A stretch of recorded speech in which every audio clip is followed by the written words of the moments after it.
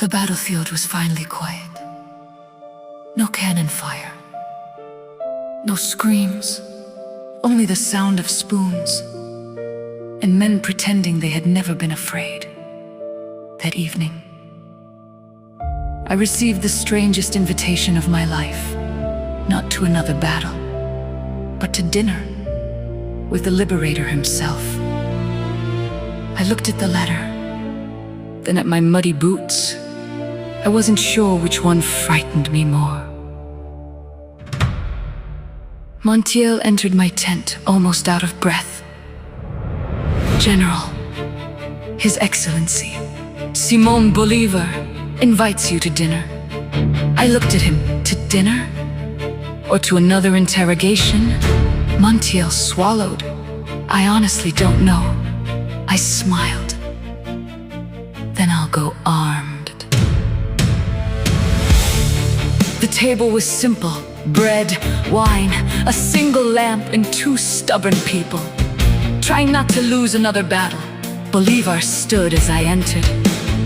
So, the famous General Simón de las Nieves and the famous Liberator. We finally meet without rifles. For now, both of us smiled. He poured the wine. I didn't invite you here to celebrate. No, I invited you because you embarrassed my officers. I laughed. They embarrassed themselves. You defeated experienced commanders. They underestimated strategy. They underestimated you. So did everyone else. Silence, comfortable, respectful. No swords upon the table.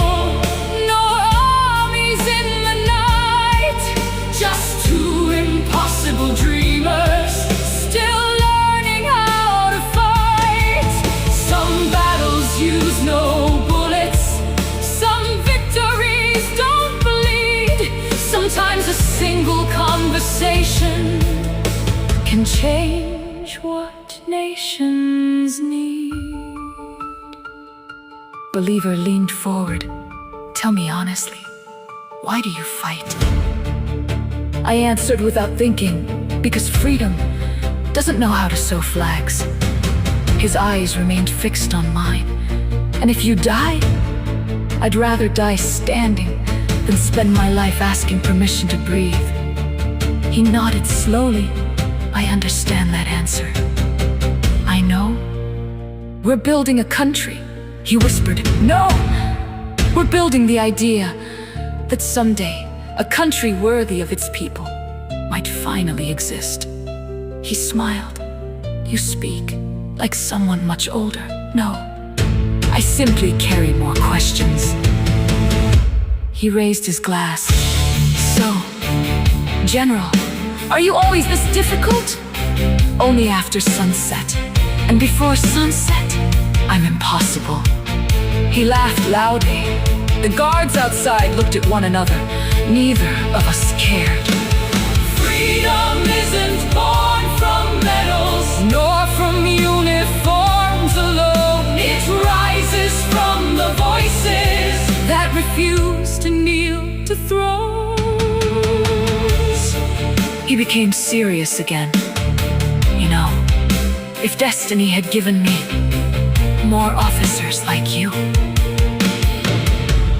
I interrupted. The war would have lasted longer. He frowned. Longer? Of course. We would have argued about every single order. He burst into laughter, the loudest laugh I never heard from a legend. You challenge everything. I challenge what deserves challenging. And authority? I respect wisdom, not titles. He looked at me for a long moment, then quietly said, you are dangerous. I've been told. No, not because of your sword, because you make people think. We were never enemies, only travelers of the same road. One carried dreams upon his shoulder. One carried secrets no one knows. Ideas cross like lightning. No History remembers battles sometimes. It remembers two minds becoming friends. When dinner ended, there was no applause, no treaties, no victory, only respect. That night, I wrote one sentence before sleeping. The Liberator wasn't looking for admiration.